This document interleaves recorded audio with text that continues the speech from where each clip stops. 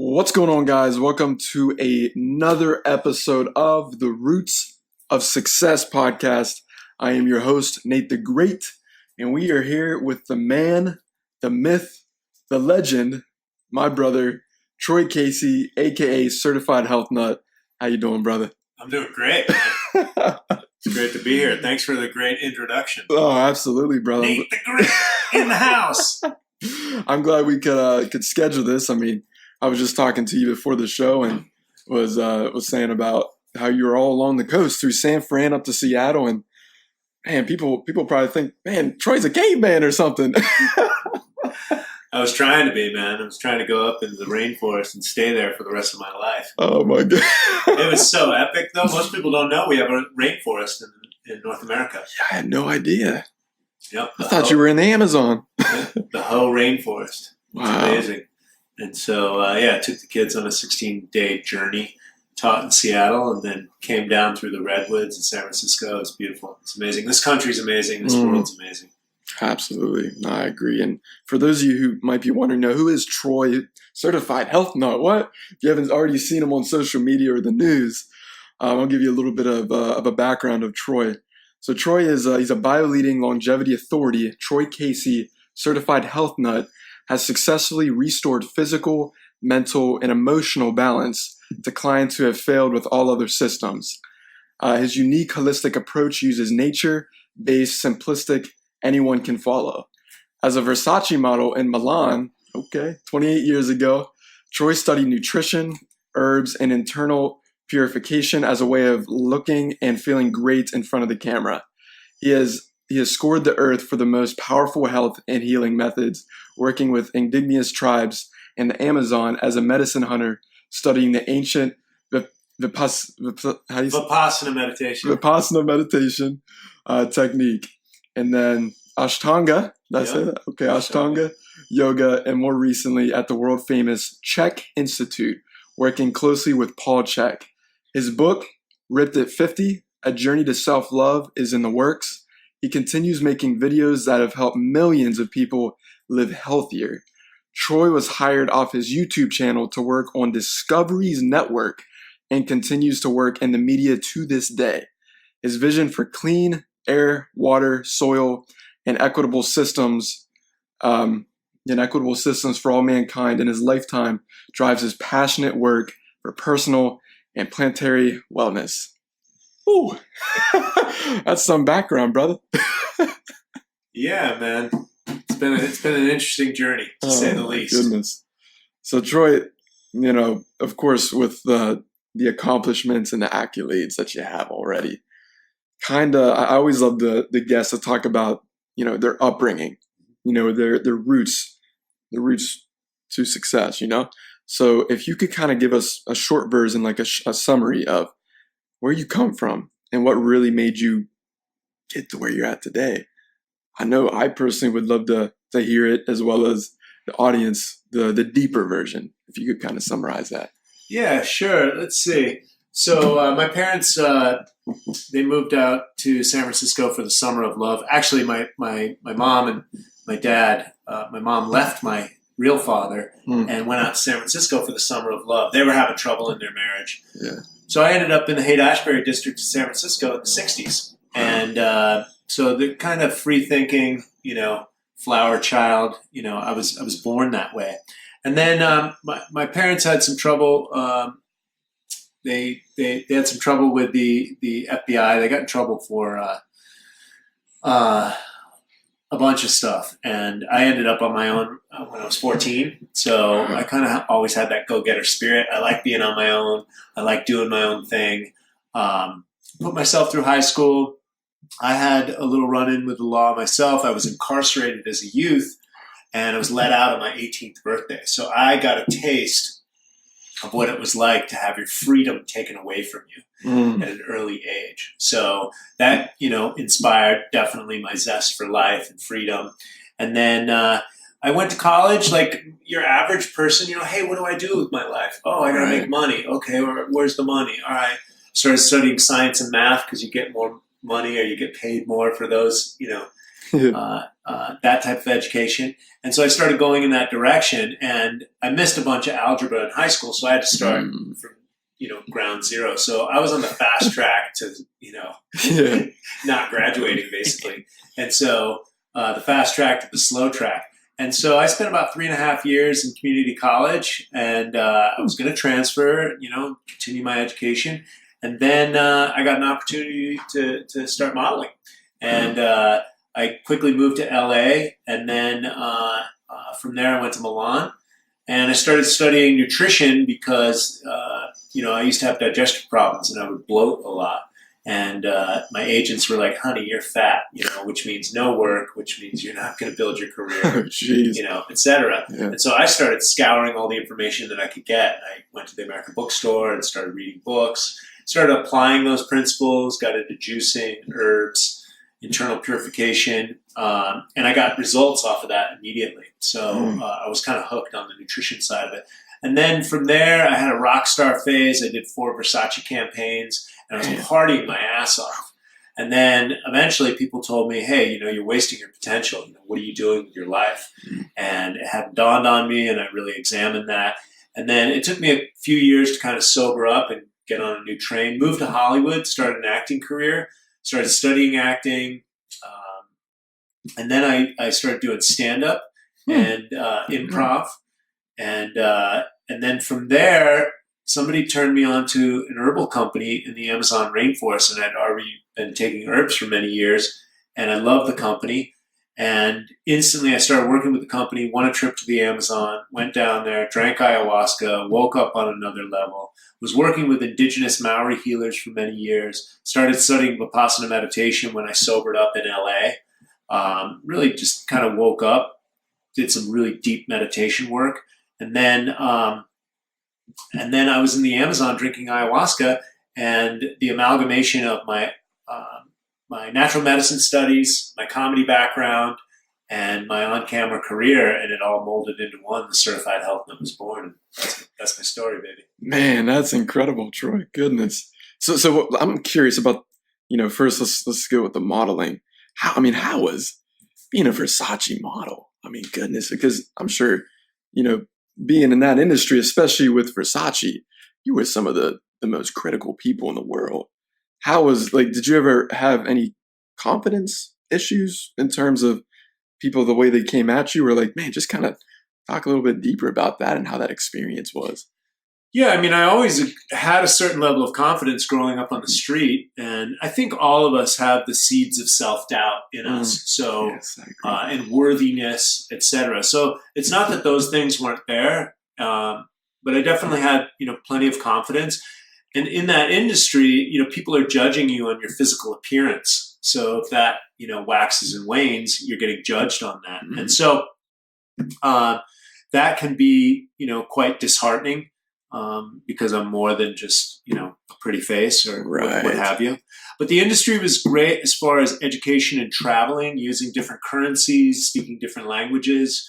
That was excellent. But the actual industry itself, the business of modeling, was just a bunch of bullshit. Really?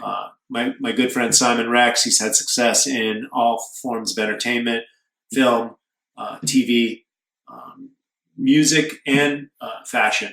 And he said that the fashion industry was the worst. And that comes from someone who had extreme success and a platinum record in the music industry, which we've all heard is a little crazy. So for him to say that, that makes a lot of sense. And so it was just screwy. I think there's a lot of sexual, undercurrents there, a lot of sexual dysfunction and people trying to manipulate you. And so, I don't play those games very well. I grew up on the street, be straight with me. And so after about 7 years, I just moved on. I had all the success, but nothing's more disheartening than getting some, homosexual gatekeeper out there and looking through your book that has brand new Versace tear sheets in it and them going, oh my God, this is last year, as if there's a problem with that. Right. Yeah. And so at last I checked, this person's still in the industry. And, I love making money in front of the camera, but I'm not willing to, dance to the beat of someone else's drum. Yeah. No, absolutely. I agree. And now with Instagram, I can do that. Yeah. You have a free platform that you're able to put yourself out there, your message. And it's funny you said that because I personally have like a lot of model friends and a lot of them are females. Mm-hmm.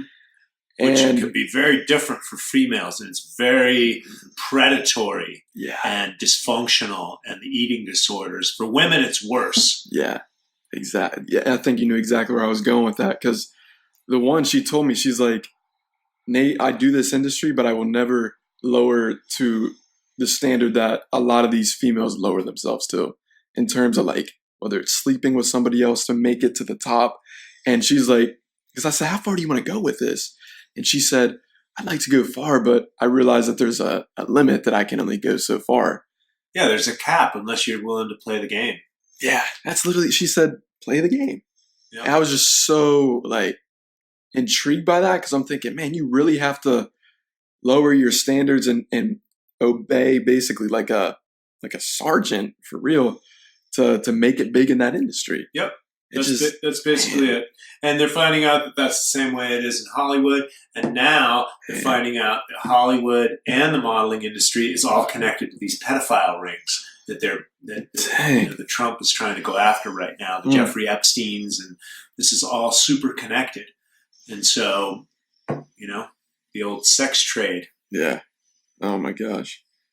That's intriguing. Let's kind of talk about, I'm curious, Troy, the modeling, the comedy and everything. What was there like a trigger in your mind whenever you went and you won that trip to the Amazon, the rainforest? Were you just called to try like these different medicines and this experience? Or did something kind of lead up to that point where, you know what I mean? Did something lead up to that point where you're like, okay, like this is meant to happen? Or were you just kind of going with the flow? Well, I was using herbs for many years. And so I was used to using herbs. And when I put the Amazonian plants into my body, it woke me up to a higher level. So I knew that these herbs were on fire. And then when I started working with the company and won a trip, and then I went down there and drank the ayahuasca, which is the mother of all plants. Mm-hmm. It's powerful spiritual energy. You're in the middle of the Amazon. And so it just took my consciousness to a whole different level. And for me, it was a no-brainer. And just before that, I had 5 national commercials running. So I worked like 5 days out of the year, and I was making, at least 6 figures. Yeah. And I had, money and time on my hands. And I was like, God, I know I have something to give. Just plug me into the right outlet. And that's when the Amazon Herb Company came down the pipeline. I plugged into that, went down there, drank the ayahuasca, realized our symbiotic relationship to the earth, to nature itself, to the Amazon. And I came out with those messages and I started posting them on YouTube. And I was one of the health guys that was actually in the Amazon, in the field. I wasn't just an average talking head. Yeah. And so I instantly gained notoriety from that and continue to craft the messages because people can't really, care about the Amazon too much because they live 5,000 miles away and they got to get to work and they got all sorts of other stressors. So I had to recraft the message and really go after, the individual human being, as above, so below. How do we expect the world to be healthy if we're not healthy ourselves? So that's where my whole brand is directing people, just become healthy yourself. Absolutely. I'm curious with these recent events that have been going on with the Amazon fires, and I'm curious, what's your input on that with all that going on and what's happening right now, Well, as far as I can see and understand, we're going through a great awakening and the industrial age, has contributed to a lot of dysfunction on this planet, and it's being exposed now that media is on everything. Yeah. So to me, that just tells me it's a great time of awakening. So as political situations get heated, as economic situations get heated, as they try and usher in mandatory vaccinations and other protocols, it just tells me that we're closer to the quantum leap, the Great Awakening. The Great Awakening cannot be stopped. Heaven on earth is here. We just haven't realized it. And we have to create systems that are beneficial for the all. And I see that as coming. And the rainforest just being more on fire, it's just giving people more attention of our relationship to the earth and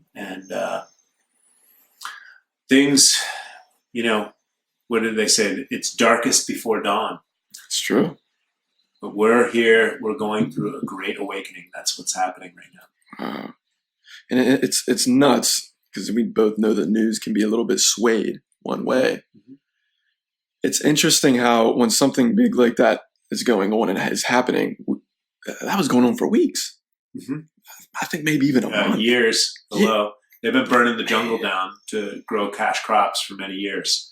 And so oil exploration is the number one deforestation component of the rainforest.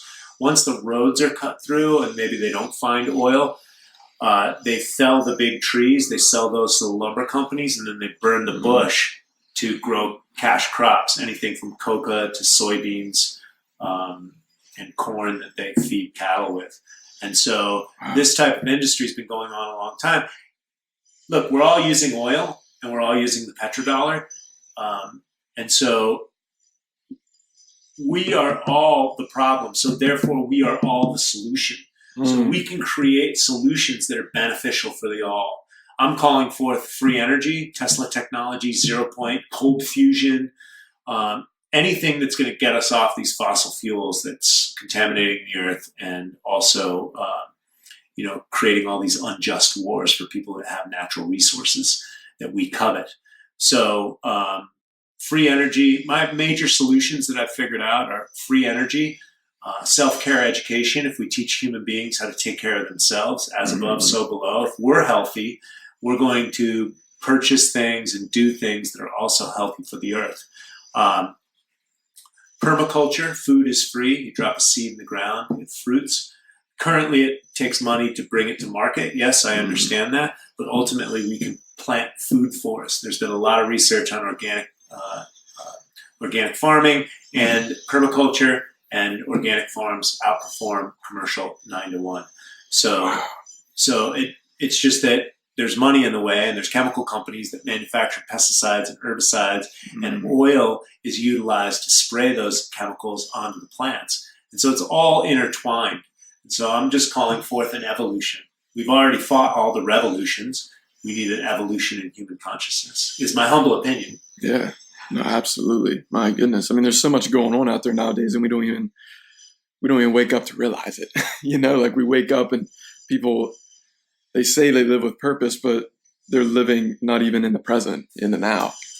And I'm sure you can attest to that a lot, because it's like we live in such a high technology age where there's social media. Social media is great, but are you using it to your advantage in a positive way? I love your social media, Troy, Certified Health Nut, because you talk about real life situations. You talk about stuff that you've been through, right? Being in the rainforest, going up the coast, for crying out loud. You talk about some of your past, and people love being able to relate with stories, because that's what pierces like the soul, because they can relate with that. And seeing the way that you convey your message on social media, like, it's inspiring, and it makes sense why you have such a big following, even from people that probably don't even have social media. They love your stuff.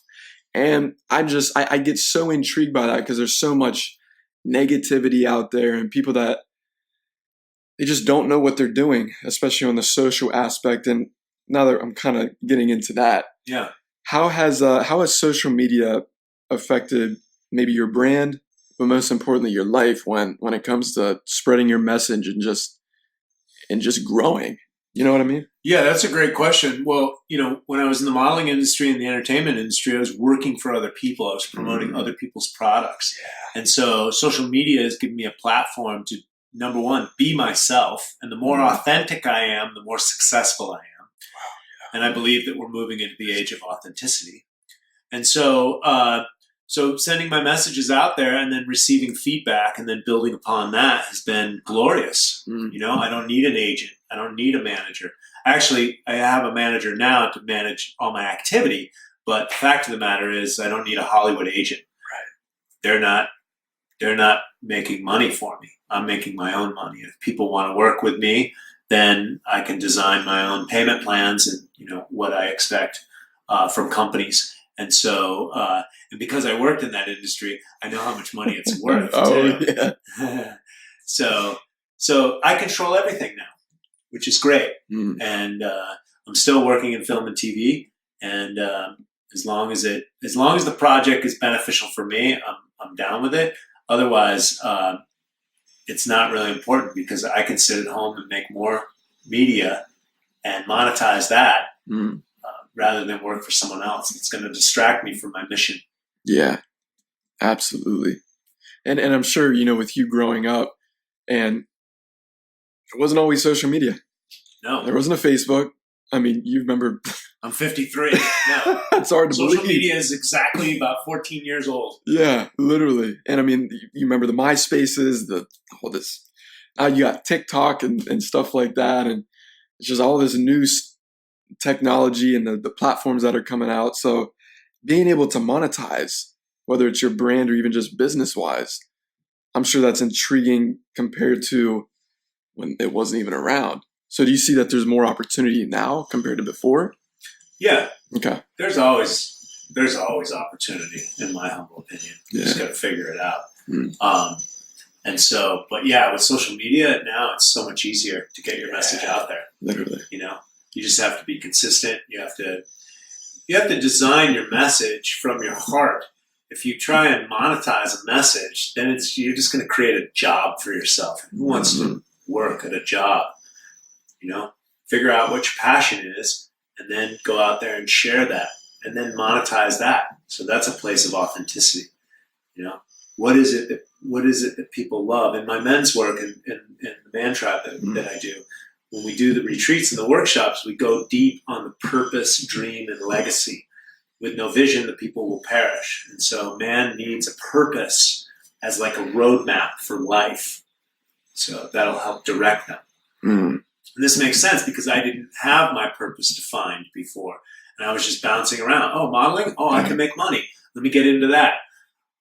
Oh, there wasn't as much money as I thought. It was, I put my best foot forward and I had a great resume, but that didn't mean anything. I didn't like a business like that. Right. Yeah. I'd rather have a portfolio and a resume and grandstand on that. This is me. And be able to monetize that. When I was going through the other conduits and channels, it was like I had to beg people for work. And that was, You didn't like that. It was gross, man. Right. Especially whenever you know that what your purpose is. And because, now I'm the same. Like, I don't like going to people that ever ask for anything or, just, it's a weird vibe. It's a weird vibe. Yeah. And now I'm all purpose and mission driven. So if it's not serving my mission, I've got my mission and vision to raise human consciousness and change all systems. And then I've got my family, I've got myself, and then I've got my family. And so, that's the way I think when I get out of bed. It's more, is this feeding my dream? Is this feeding my mission? Is this what I'm supposed to be doing? And so, and there's balance because you got to put yourself first. Most people don't realize that. Yeah. They think, oh, well, let me focus on this and I'll get with my health later. But eventually, they have a heart attack, they're 40, 50 years old, they're 60 to 100 pounds overweight or even 30 pounds overweight. And then they want to reverse that. And it's not always easy to reverse that overnight. It takes 10 or 15 years to get that way. It may take more than 40 days and 40 nights to reverse it. You got to stay consistent. Yeah, stay consistent. And put yourself first. Take care of yourself mentally, emotionally, physically, and spiritually. And then you have the ability to take care of others. That's deep.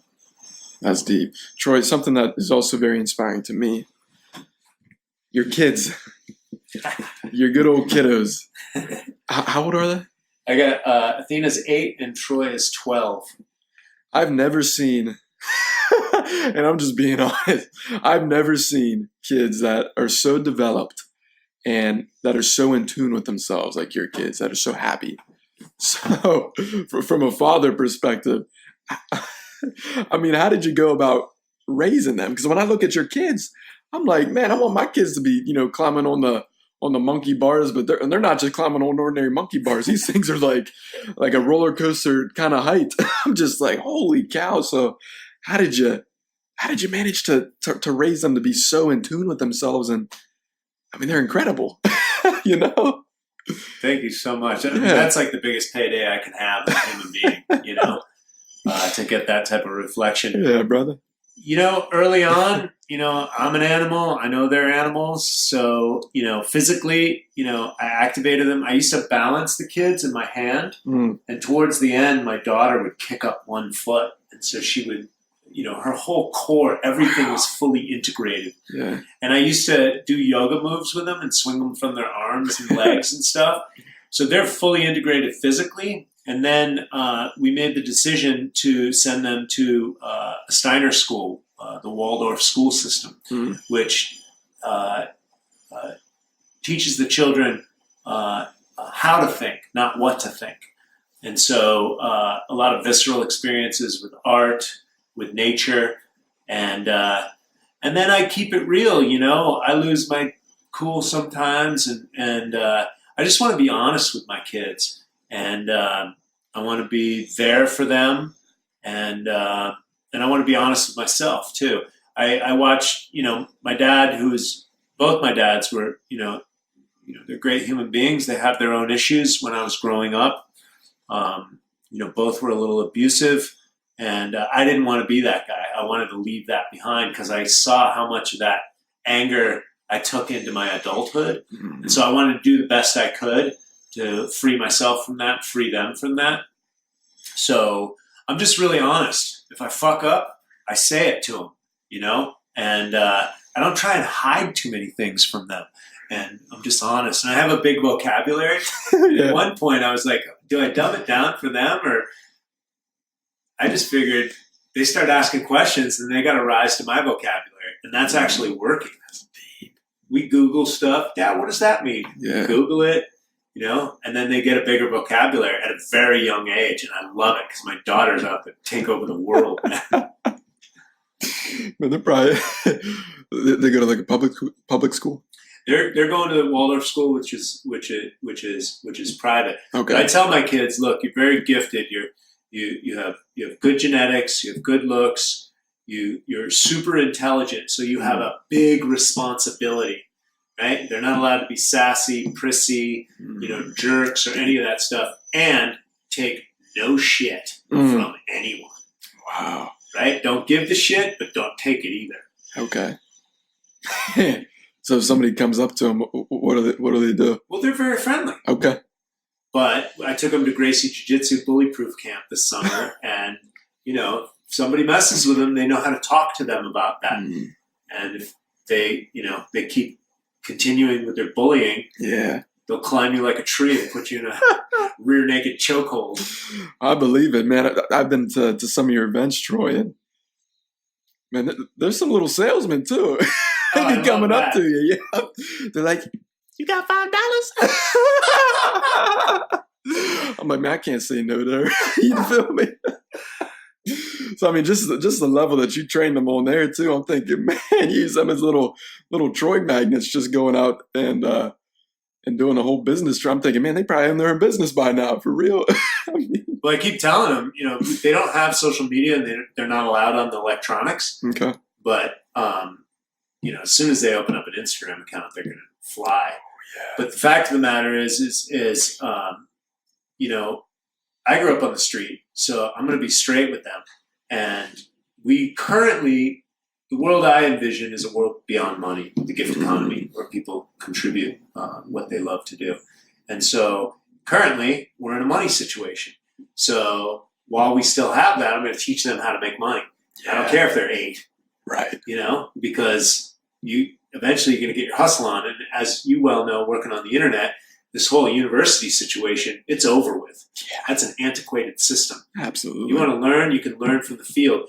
There's certain things in the university that you can learn if you have that type of mind. But not everybody needs to go in $250,000 of debt for an education that's antiquated and useless in this today's world. So I'm going to give them as many tools as I can to survive in the modern world. That's my job. Yeah.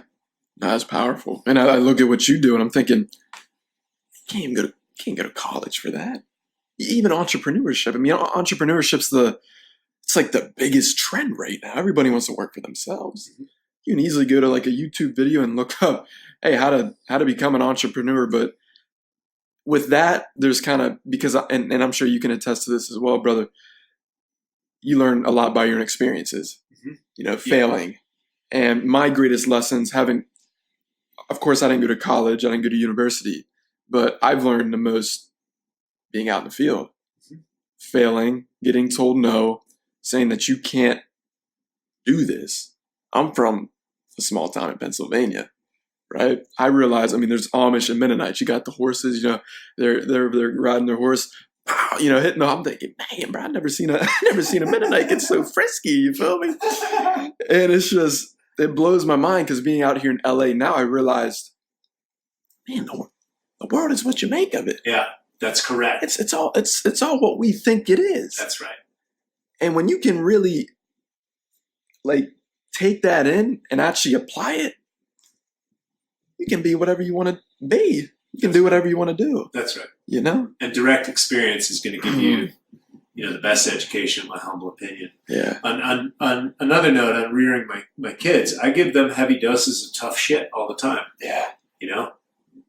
My wife would like to coddle them a little bit more, but that's not going to prep them for the real world. Right. So if there's something that they don't like, I'm like, like what you don't like, because there's a lot of those opportunities coming up for you in your life. So you might as well get used to liking what you don't like now, so you can be okay with it in the future, so you don't be weak. Nobody's playing the victim here and none of that stuff. No snowflake culture in my house.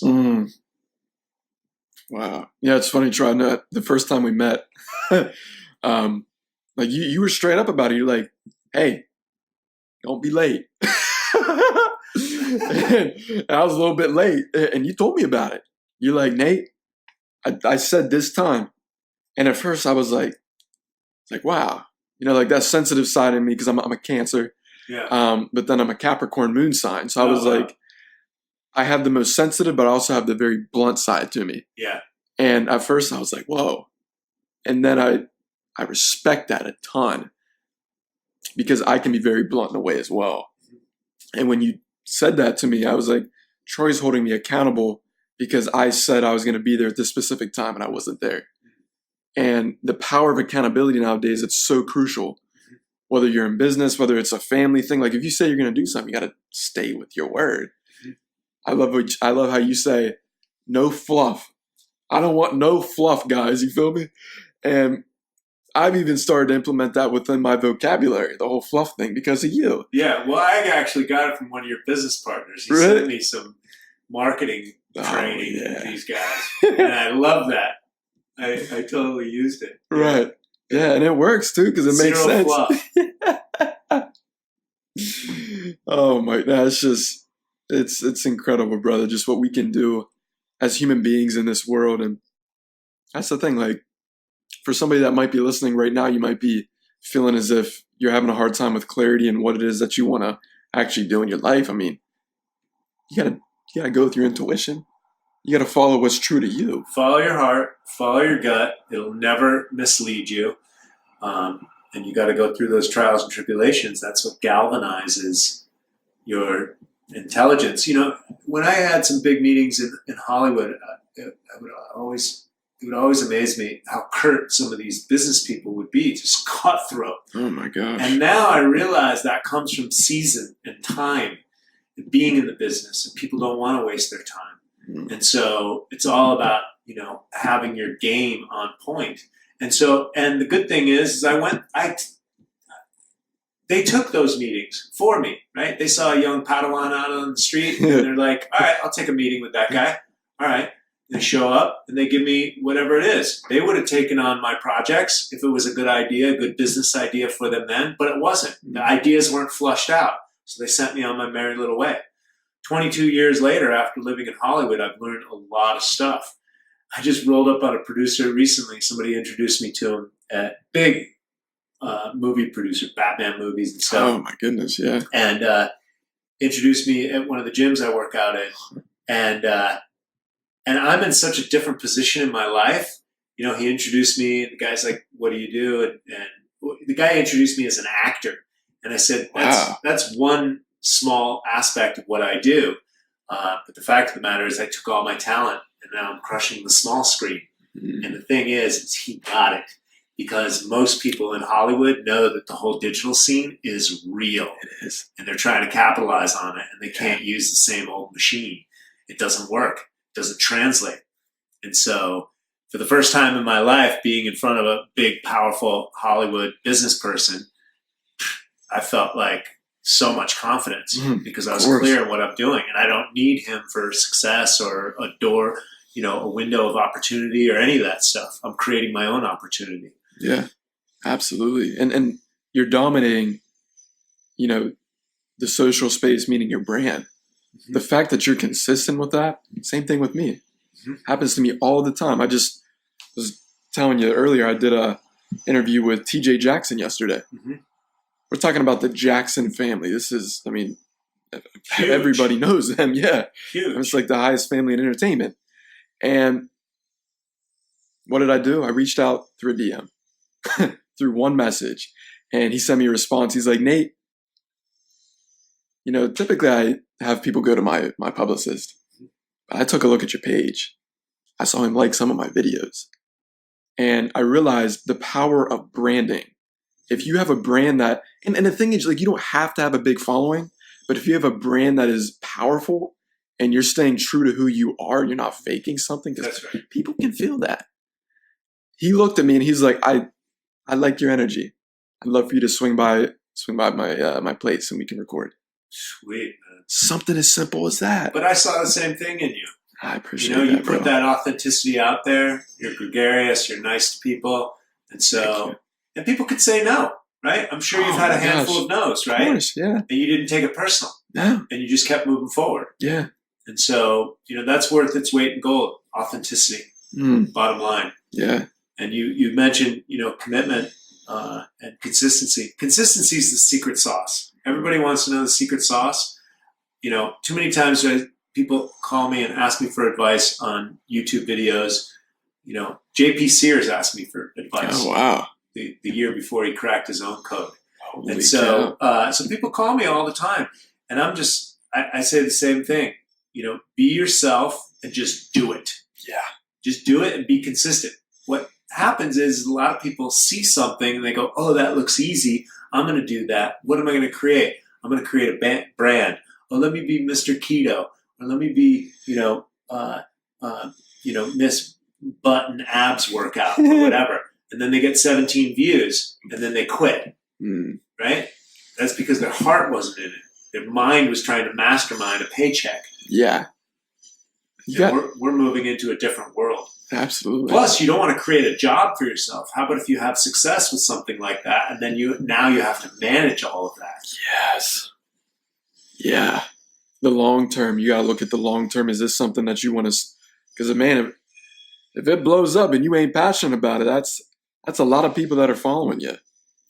And then the consistency, like, you got to be on it. Well, just look at the thing of like owning a juice bar, right? That's popular now. Yeah. West Side, hey, let's open up a juice bar. But as soon as you open up the doors, you have to be consistent. You have to work. You have to buy vegetables. You have to hire people to make them for you. Wow. You have to pay for insurance, etc. And you have to do that 7 days a week, or at least 6. Yeah, absolutely. Right? And you have to show up and keep showing up. And then you might realize, there's only so much money I can make in a storefront.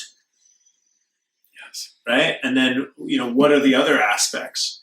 Are you working, every day on that business, et cetera? So a good idea is not enough. You've got to be able to pull it off, and you got to have forethought. Are you creating a big job for yourself? Are you creating an albatross around your neck, or you want to create freedom? Personally, I like freedom. Absolutely. Freedom. When you can be free, that's when things, life really gives you some blessings on that one.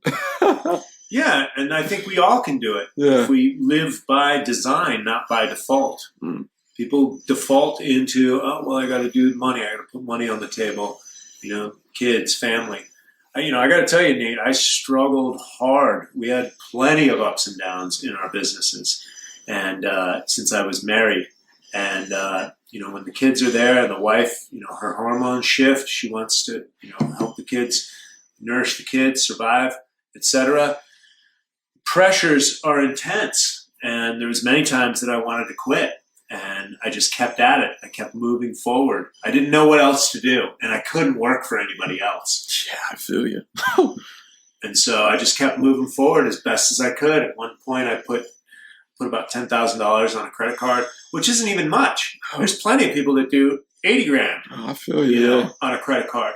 And so, but I was grateful, how everything worked out. And now I'm in a position where, the phone won't stop ringing. And I've got so much opportunity, which is great. And now I got to focus on managing my business so that it doesn't consume me. Right. Yeah. So for me, it's all about automation. Automation, okay. And then I can just be myself on camera. Absolutely. And that's my business. It's true. I mean, you don't see these big time actors that are doing the editing and all that. I mean, you don't want to worry about that. Yeah. You know? I did the editing for a while, okay, which is good because I know all aspects of my business. There's things that I'm really good at. That's being myself. And then there's other stuff that, I can be skilled and learn it. Right. But I'm not best at it. And I'd rather farm that out. Oh my gosh. Like accounting? Dude, I failed geometry class. I had to retake it. I can barely do shapes, bro. You were trying to tell me about numbers. I'm like, man, I give up. I can't. You feel me? But I know people that like that. Yeah. And they're working for me now. Exactly. You said it. And that's the same thing Henry Ford said whenever he was in a court case. They were trying to, bring all this stuff up. And they were asking him questions like about, I think, like the Declaration of Independence or how many people have done this, how many people have done that. And he's like, if you want my honest answer, I don't know. I have people that can answer that for you, though. Yeah. And people were the ones that were asking him that are just like, what? And they got so furious because they weren't in a position to do that. Yeah. Where you can just bring in people, hire them. But that's the thing. When you master thyself and get to a point in your business where you're able to do that, oh my gosh, that's just like the universe, God giving you blessings in terms of who's in your life and where you can really progress even further with your brand or your business, Yeah, I was just watching Congress yesterday. Wow, yeah. And these major senators, some of them are old and senile. They shouldn't even be up there. And they couldn't answer the questions, and their assistants and their what do they call those, consultants, are sitting there, giving them the answers right behind their ear. They have that staff behind them.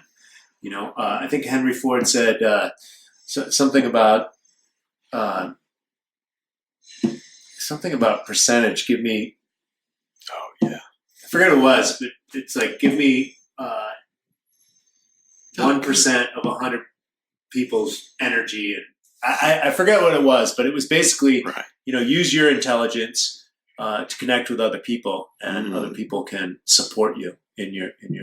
Anyways, the quote eludes me, but it's good. You guys should look it up. Hey, if we find it, I'll put it in the description. But Troy, I mean, we could go on and on. I definitely want to be respectful of your time. Tell us about some of the events that you got going on, like the whole Man Tribe.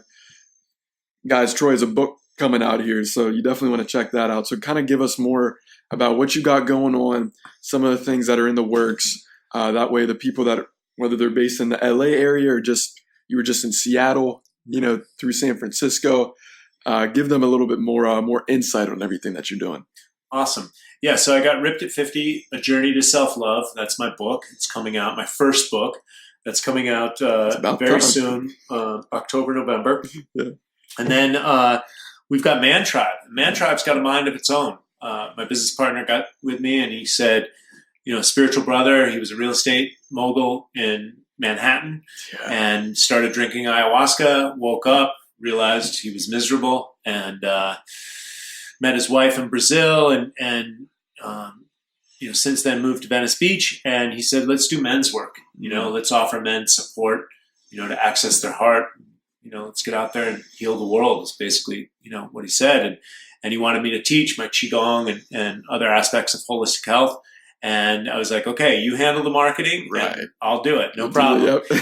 And so It didn't shake out like that because I still do plenty of marketing, but and it has a mind of its own. You know, we did a couple of them, and I've been doing men's work for about 3 years, retreats, and so. But with Alex, I've been working for the last year. You know, our first event, maybe we had 8 to 10 guys, but we were consistent. I had some private clients that came in for some retreats, brought their own guys in, so it's been lucrative and it's been consistent. And then we just started offering these Friday night fire circles, a little taste with ice baths, breath work, and qigong, and sharing what's on our heart. And boom, it's just taking off. We had 60 guys at Alex's house in his backyard recently in Venice Beach. And now we're going to have 100 guys on our next Man Tribe retreat. Wow. So October 4th through the 6th, we're in Kern County, California at David Sandoval's ranch. We're going to have 100 guys. We're going to have 2 sweat lodges, 2 sweat lodge facilitators. We've got cold springs, hot springs, organic food. It's a place for men to share what's on their hearts, really. You know, oftentimes we carry that cross, carry that burden. Something worked for us in our teens and our 20s, but we're not 20 or in our teenager anymore. So it's time to let that stuff go and be around other men. We've got men from 16 to in their 70s. So there's plenty of wisdom, plenty of reflection. And we're not like a boot camp. We're not there to yell at people. We're really just open-hearted, and we're just all going to work it out together. So I've got that coming up. Man Tribe, there's always events coming at man.tribe on Instagram. And then I'm teaching at Bhakti Fest, the 11th annual Bhakti Fest in the desert here in Southern California, September 25th through the 30th. I'll be teaching there. And I've always got events coming up. A lot of people want me to come to New York and back to London. So once the book's out, we're going to do a world tour, baby. Oh, baby. And just to attest to what you were saying, Troy, and for the audience, like, guys, if you're in the area, you got to make it to these events. I've been to several of Troy's events, the Man Tribe, and just the transformation that you have. I mean, alone, you can do the ice bath, absolutely, for an experience in the jungle medicine, but just the fact that you can literally have a conversation with another human being of your species, a man, like you don't see that nowadays. That it's not about alcohol or sports or any kind of, it's just about being real. Yeah, exactly. Yeah, I mean, definitely the sports. I mean, that's all people talk about, who won the World Series, who won the Stanley Cup. So and there's nothing wrong with that. Right. But, what's beyond that? Yeah. Who are you inside? And, it's just all about providing an atmosphere for people to be real, to be honest with themselves. Yeah. I also do the Qigong in the park, too. So we're doing that on a lot of Sundays here in Southern California. And so always events. Yeah. I mean, if anything, you guys got to go to the Man Tribe. Man Tribe, baby. Lit at 5:30? 5:30 p.m., Venice Beach. And all the women, send your men over there, too. And then the book. Do we have a kind of like a, ideal date or frame? Or? Yeah, right now it's the editor's finishing some final touches. Then we're going to go to a formatter, book cover, and then we're done. Then we're going to do the marketing on it. So we're looking at October, November. Oh, that's incredible. On Amazon? Yeah, I don't know what avenue I'm going right now, but I am going to self-publish. Oh, heck yeah. That's a good, For right now. And then with that, we'll get a publishing deal afterwards, as long as it's lucrative. Otherwise, I'm just going to control and lock everything up. But I've already seen the vision of this being $1 million bestseller. Goodness. Especially is the book going to be long? It's concise and it's simple. And it's designed I love it. To activate the 50-year-old executives making decisions on this planet for major corporations and media centers, especially here in Hollywood. So my vision is it's going to be in the airports, and the executives are going to be trucking through, and they're going to be like, oh, I want to be ripped at 50. Or I'm not ripped at 50. Yeah. I need to check this out. And then it also attracts all the youth as well. Absolutely. I'm excited to see the cover. Cover's going to be ripped at 50, baby. Oh my goodness! I'll put everything in the descriptions for everybody to click on. It's funny that you said about the whole book, because I just came out with my book 2 months ago, And it's congratulations, by the way. Thank you, bro. I appreciate it. It's not it. easy getting the old book out. Oh my goodness. Birthing something. Especially when you're very analytical. Oh no. my editor had the last crack of it. Right. I let my parents read it. I just wanted to make sure it had my voice, but there was no way I was going to read it. Same, bro. No way I was going to read it, because otherwise I would be in editing hell forever. Yeah, literally. Analysis paralysis. Oh, I got to correct this and correct that. No. Right? I mean, if there's a word that might be, that's the way I was, Troy. I'm like, let me get this first book out. Of course, I don't want it to be like, bad vocabulary or anything. But I'm like, hey, if I put a comma in and maybe not the best of spots, it is what it is. Yeah. I still made it happen. 87 pages, made it simple. And I was like, I'm just going to execute on it. This is my first of many books that I'm coming out with. And it's just inspiring, brother, seeing that you have a book coming out. And I wish it was here now. I'd totally buy it right now. It's coming soon. It's coming soon. But anyways, guys, again, check Troy Casey out, Certified Health Nut. Troy, typically to end the show, I always have the guest say one piece of knowledge, one nugget to leave the audience with, to actually go out and execute on, right? So what is maybe one thing, it can be simple, that you would love to leave the audience with today? All knowledge is knowledge of self. Therefore, know thyself. There we have it, ladies and gentlemen. Mic drop. Troy, I appreciate you, brother. Thank you so much.